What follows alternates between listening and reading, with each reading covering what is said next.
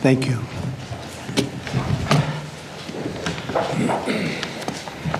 It's a long time, 35 years they fought, and now they're friends, and they're going to be friends for a long time. But it's a big, beautiful honor to welcome everyone to the White House for this very historic peace summit between Armenia and Azerbaijan. It's really a great thrill for me. I love seeing good people get together, and that's what you have. You have two great leaders.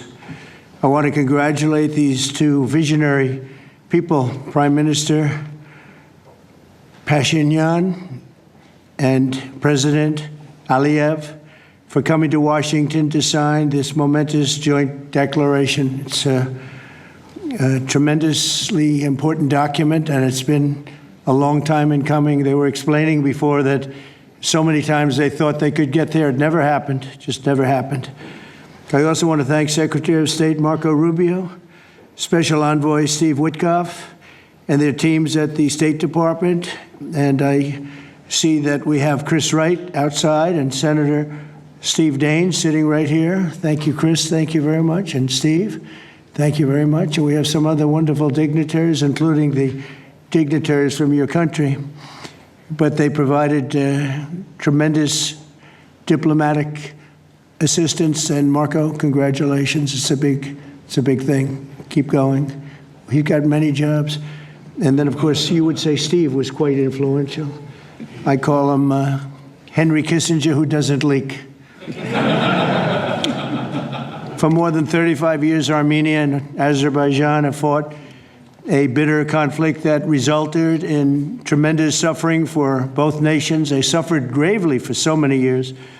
Many tried to find a resolution, including the European Union. The Russians worked very hard on it, never happened. Sleepy Joe Biden tried, but you know what happened there. He tried for probably 12 minutes and didn't work out.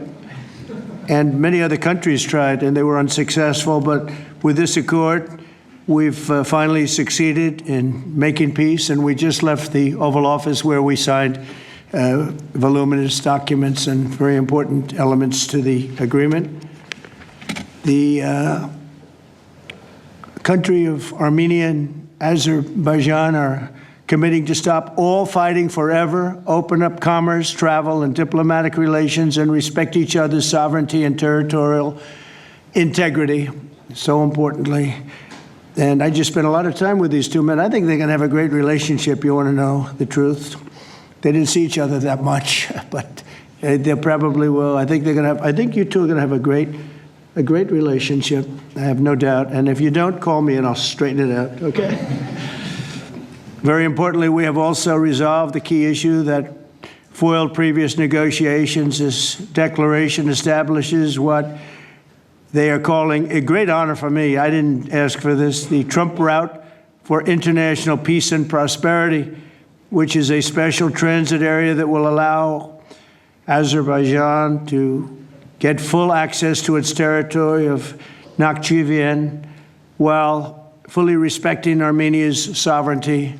So they're going to be able to really live and work together, and it's amazing. So that's a very important territory, I guess, very special territory to you, and now they work together. Armenia is also creating an exclusive partnership with the United States to develop this corridor, which could extend for up to 99 years. And then they promise in 99 years they'll extend it, right? You'll promise.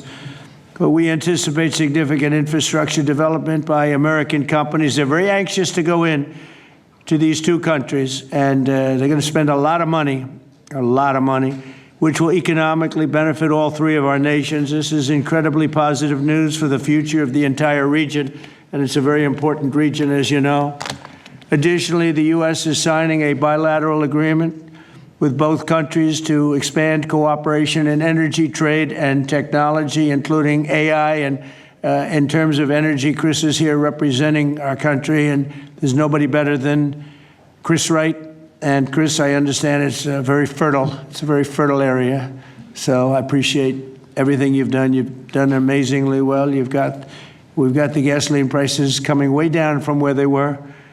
And It's really been something to watch. We are drilling like we haven't drilled in many years, I guess I could say ever before, and we just started. We're also lifting restrictions on defense cooperation between Azerbaijan and the United States of America. The president, that's a big deal. Is that important to you? I think so. That was pretty good. They're very happy about that. So am I. As president, my highest aspiration is to bring peace and stability to the world. Today's signing follows our success with India and Pakistan. They were going at it. They were going at it big, and they were great, two great leaders that came together just prior to what would have been a tremendous conflict, as you know, a nuclear conflict probably. Also the Congo and Rwanda. Now that was one which was going on for 31 years. You have them beat. 35 years you had them beat. But that was going on for 31 years, and we have it all done, and people are very happy. That was a rough one. That was nasty. 7 million people that they know of died. Also, just recently, Thailand and Cambodia, that was one that was just starting. That 2,000 people were dead on the border, but it was just starting. And I was talking to one of the two nations on trade, and I said, I'm not going to sign a trade deal if you guys are going to fight. And I got the other one. And again, great leadership, Thailand and Cambodia. And before it got started, beyond that first couple of days, we stopped the war. And they've had wars periodically, very much as you two have had long-term wars. And we got it stopped. And the two, again, I find in all cases, they're great leaders. If they didn't agree, I would say they're lousy leaders, to be honest with you, but they did agree. And so Thailand and Cambodia, Serbia and Kosovo, we got something stopped that was ready to start. We didn't like that one. We didn't like it at all, and we saved a lot of lives. And numerous others. In addition, as you know, we took out the nuclear capability of Iran.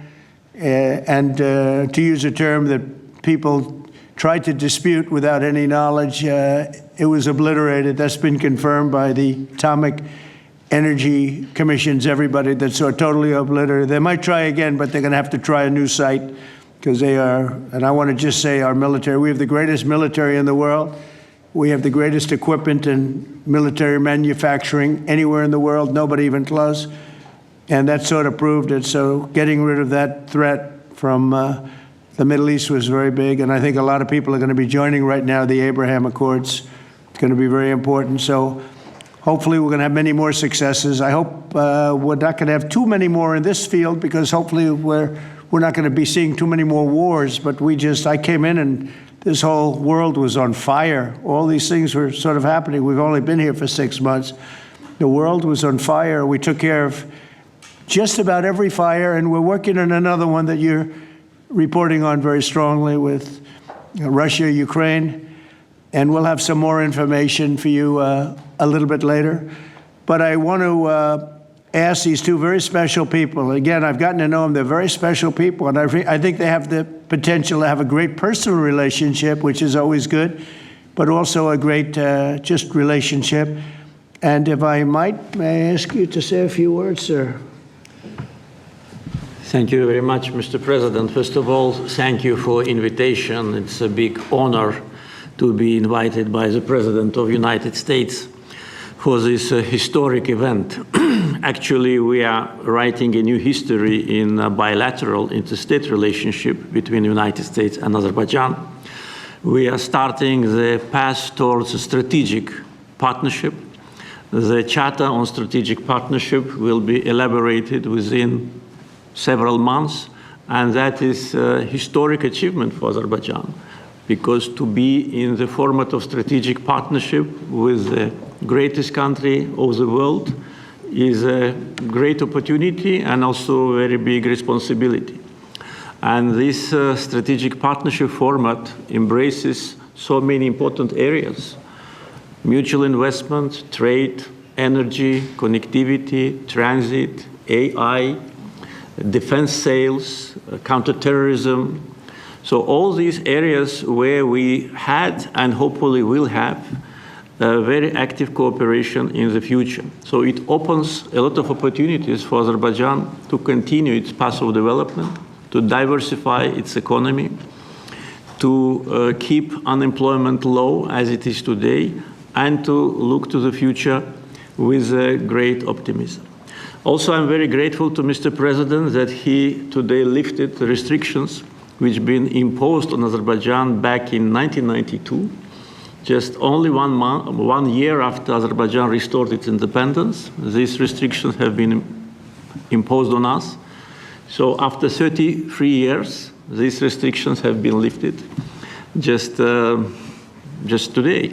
So really, it's a day which will be remembered by the people of Azerbaijan with a feeling of pride and gratitude to President Trump for his attitude to Azerbaijan, for his vision, for not only for our region. We were exchanging views today, and I said that within several months he managed to put an end to conflicts in Asia, in Africa, and now in Southern Caucasus. What we could not achieve for more than 30 years. We had to sacrifice lives. We had to fight two very bad wars with a lot of casualties. And if not for President Trump and his team, and our great friend, Mr. Witkov and his team, probably today, Armenia and Azerbaijan would have been again in this endless process of negotiations. So really, it's a historic day. We are today establishing peace in the Caucasus, which will open great opportunities, not only for our region. And as President Trump correctly mentioned, the Trump route for international peace and prosperity, which will create new connectivity lines, which will lift the walls, and which will create connectivity opportunities for so many countries, with investments, with prosperity, with stability. You know, Azerbaijan and Armenia, we became independent at the same time as a result of the collapse of the Soviet Union. But at that time already, we were at war.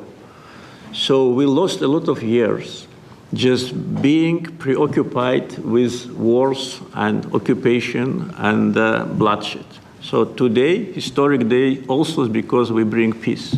President Trump brings peace to Caucasus, and we're grateful for that.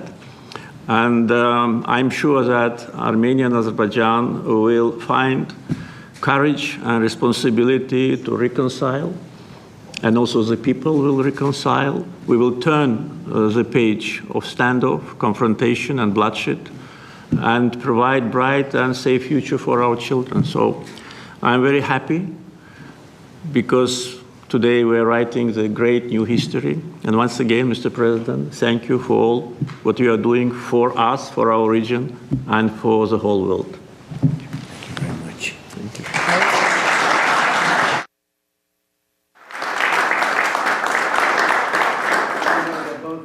Great leaders. How long have you been in the leadership position? 22 years. 22 years. Yeah. That's pretty good. That means he's tough and smart. And it's an amazing part of the world. Congratulations. Thank what you. A great honor to be involved. Thank you very much. Please. Thank you, Mr. President, ladies and gentlemen. Today we have reached a significant milestone in Armenia-Azerbaijan relations. We're laying a foundation to write a better story than the one we had in the past. This breakthrough would be simply not have been possible without President Trump's personal engagement and his resolute commitment to peace in our region. The initiating of peace agreement will pave the way to end the decades of conflict between our countries and open a new era based on the full respect for the sovereignty and territorial integrity of each other. Today's declarations, which President Trump personally will sign as well as witness, gives confidence and assurance that we're opening a chapter of peace, prosperity, security, and economic cooperation in the South Caucasus. In this context, allow me to highlight the agreement on opening transport communications in the region based on the principles of sovereignty, territorial integrity, and jurisdiction. I'm particularly thrilled that together with the US, Armenia will work to bring to life the Trump Road for Peace and Prosperity, a connectivity project that will unlock the entire region. TRIP will unlock strategic economic opportunities that will create long-term benefits. It will promote infrastructure investment, enhance regional connectivity, and strengthen U.S. leadership as a champion of conflict resolution. I want to thank President Trump and his team for brokering this game-changing outcome between Armenia and Azerbaijan. This is a great deal we've achieved today. This is a success for our countries and for our region, and a success for the world, because a more peaceful region means a safer world. This is peace through strength in a neutral. Mr. President, today's great achievement is yet another testimony to your global leadership and your legacy as a statesman and a peacemaker on the world stage. Bringing peace required vision, political courage, and determination. But what is most important is that it requires faith in the cause. As it is said in the Holy Bible, blessed are the peacemakers, for they will be called children of God. May God enlighten this way. Thank you, and my congratulations to all of us, President Aliyev, to you, to all of us, colleagues from Azerbaijan, Armenia, United States, and all the people of our region, all the people of our countries, and my congratulations to the world, because, as I said, it will definitely make world a better place. Thank you. Thank you very much.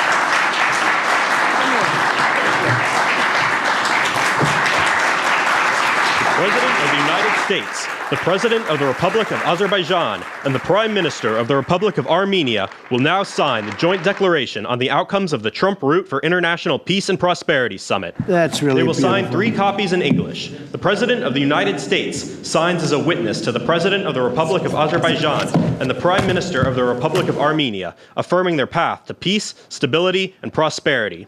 We kindly ask that all guests remain seated for the signing of the documents.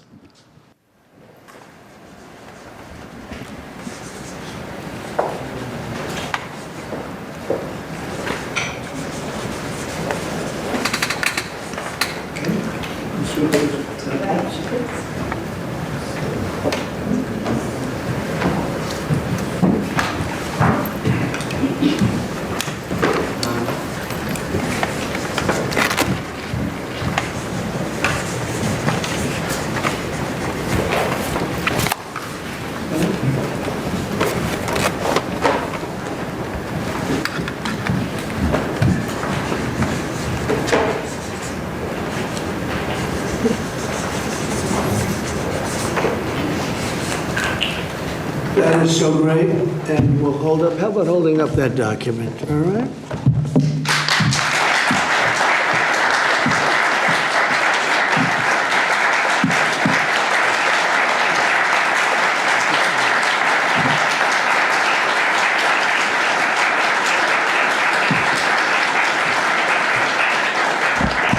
Well, thank you. This is really a big day, and we have some other big announcements, but I didn't want to make them because I don't want to do anything that could even in a little way overshadow what's taken place today. 35 years of death and hatred, and now it's going to be love and respect and success together. And I didn't really want to do anything that would in any way overshadow. I don't think it can be overshadowed when you're at war and so many people have suffered and so many people have been killed, and now you're going to have great peace. And I look forward to that corridor, because that corridor sounds, I'm going to have to get over there. I'll bring Senator Daines with me, and we're going to have to get over there, Steve. So, but this is a really great achievement, and I congratulate you. You're two incredible leaders. You're going to go down in history.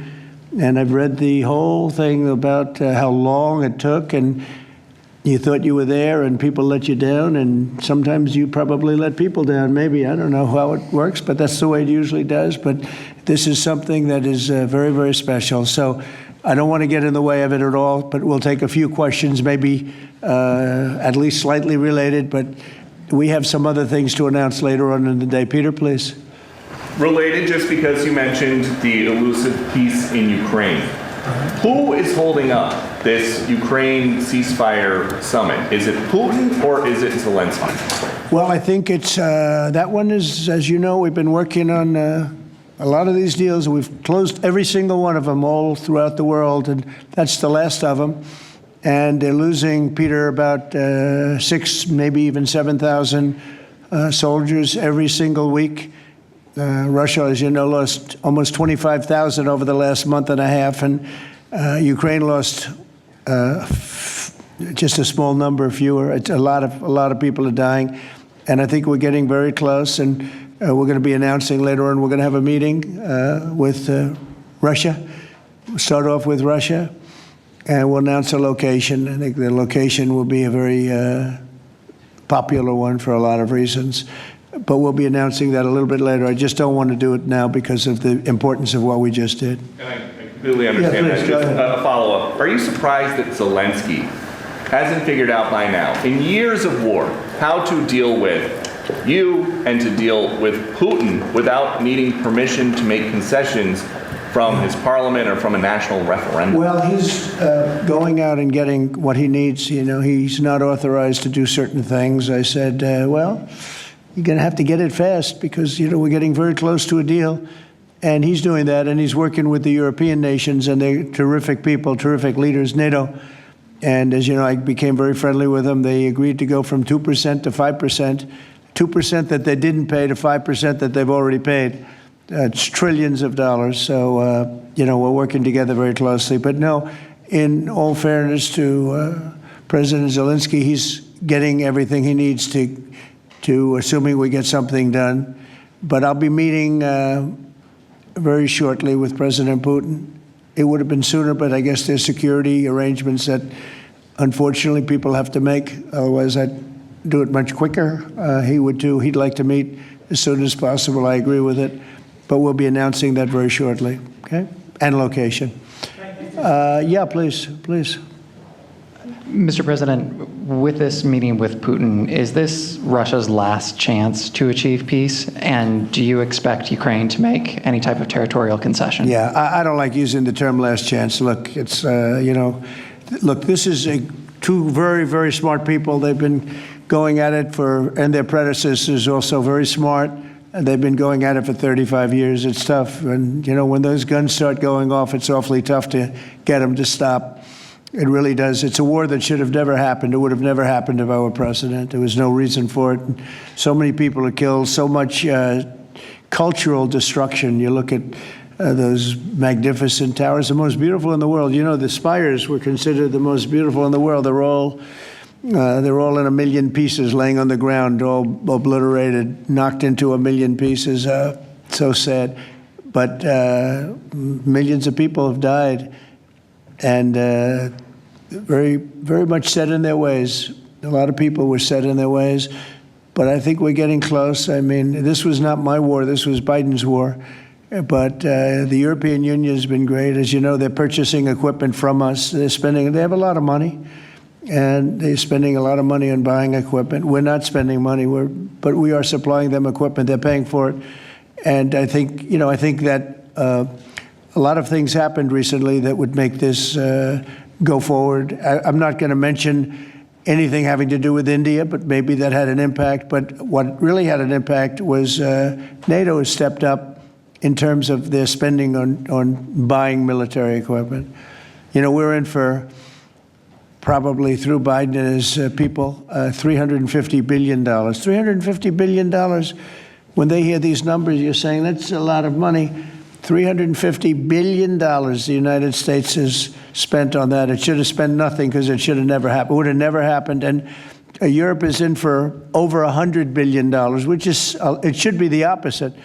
if we were in for anything, but it should be the opposite. And I will say that Europe wants to see peace. The European leaders want to see peace. President Putin, I believe, wants to see peace, and Zelensky wants to see peace. Now, President Zelensky has to get all of his everything he needs, because he's going to have to get ready to sign something, and I think he is working hard to get that done. Will Zelensky have to give up territory, Mr. President? Well, you're looking at territory that's been fought over for 3.5 years with, a lot of Russians have died, a lot of Ukrainians have died. So we're looking at that, but we're actually looking to get some back and some swapping. It's complicated. It's actually nothing easy. It's very complicated, but we're going to get some back. We're going to get some switched. There'll be some swapping of territories to the betterment of both. And but we'll be talking about that either later or tomorrow or whatever. Yeah, please. Say it. If I could ask a question of your guests and also of you. Yeah. Of the guests, will the Armenians from Nagorno-Karabakh be allowed to return? And also, do you have any thoughts on the talk about President Trump winning the Nobel Peace Prize? And for President Trump, you're working on resolving 2 other major conflicts. In Gaza, you've spoke of resettling the Gazans. The country of Somaliland has expressed potential interest if you were to diplomatically recognize their independence. Are you inclined to do so? And also, did President Putin present an award to Mr. Witkoff during their recent visit? He likes Mr. Witkoff, I can tell you that. That's true. Please, go ahead. I think President Trump deserved to have a Nobel Peace Prize, and we will defend that, and we will promote for that, and that's obvious. So, and today's event, I think, is a very bright expression of that, and hopefully you will invite us to front row. You'll be front row. yeah. Thank you very much. We are in favor. Thank you. Thank you. Can I have a suggestion? Yes. So maybe we agree with Prime Minister Pashinyan to send a joint appeal to Nobel Committee to award President Trump with the Nobel Peace Prize, because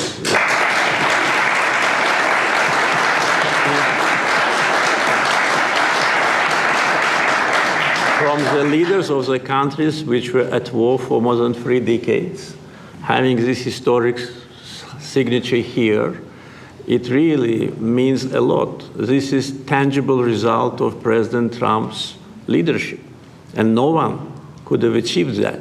There have been many presidents here since beginning of 90s, and the so-called Minsk process, which, by the way, today we put an end to with my Armenian colleague, started in 1992. So negotiation under the auspices of OSCE continued for more than 3 decades without any result.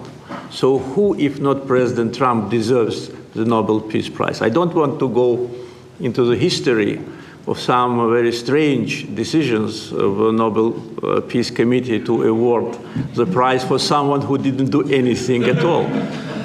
But President Trump, in 6 months, did miracle. So I think that my Armenian colleague will support it, and judging by the reaction of the audience, I think as soon as we come back, we will agree to issue a joint letter, and hopefully, and I also join when President is awarded, we hope that he will invite us to the ceremony. You certainly will be. Thank you very much. Do we have draft to sign now? Well, we'll see what happens. We already It's like to early. sign.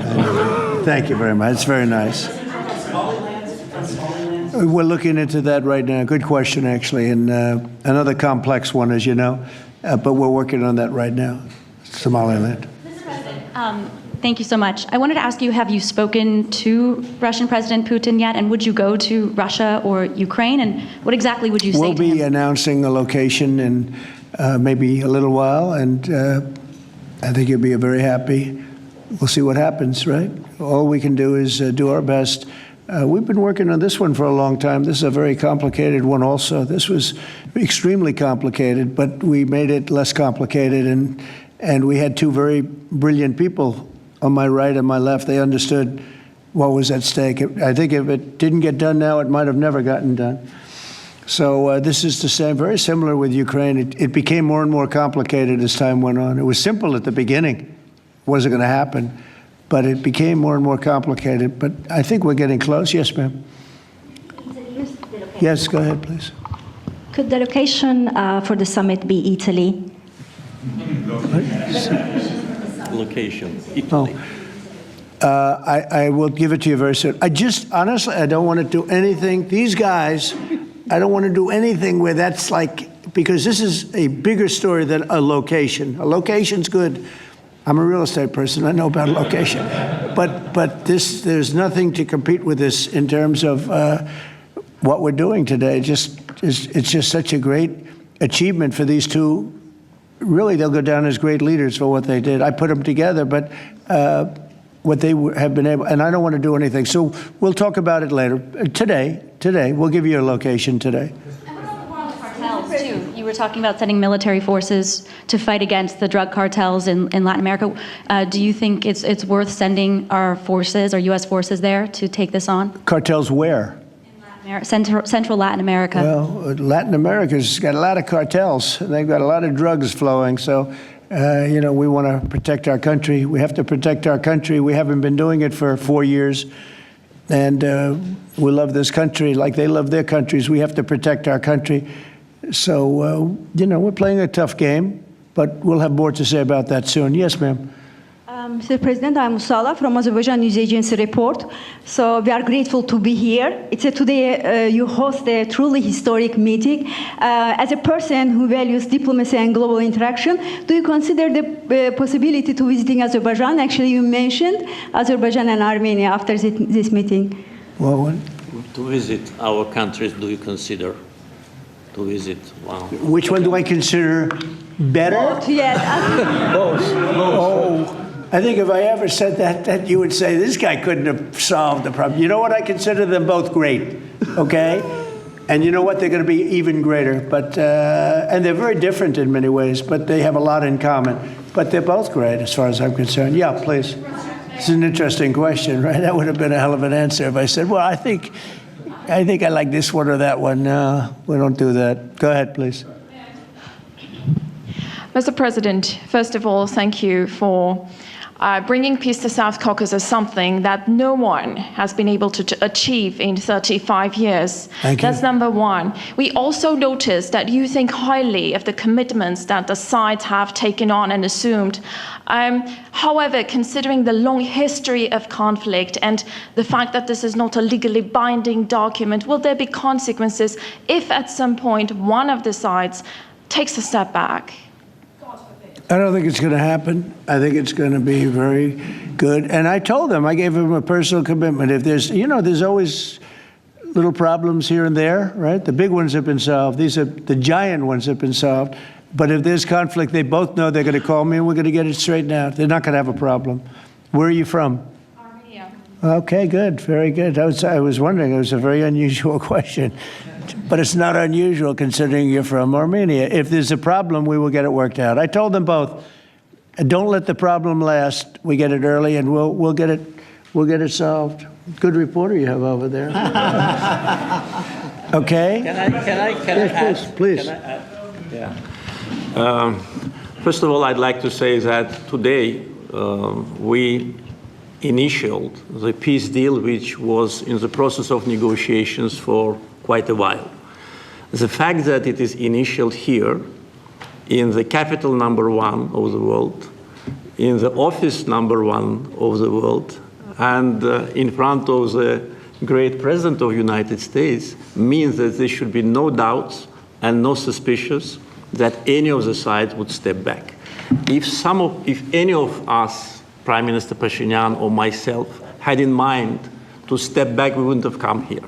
So you can be absolutely sure, as well as Azerbaijani community, that what has happened today will result in peace, long-lasting peace, eternal peace in the Caucasus. That's a very nice statement. I'm sorry. Fully agree and nothing to add. That's a very nice two statements, but that's a beautifully stated statement. Let's go. A couple of more. Yeah, please. Mr. President, many in the South Caucasus have pinned the blame on your predecessor, Joe Biden, and his Secretary of State, Antony Blinken, for obstacles in America's bilateral relations with Azerbaijan and peace in that part of the world. How important is it to you to elevate your country's partnership and your administration's partnership with Azerbaijan, with Armenia, and how important is this for your legacy? Well, to me, it's very important, but it's, I know the history of what was going on because I do a lot of reading, and they've been at a vicious, they've had a very contentious relationship for a long time. It's war. Most of the time was war.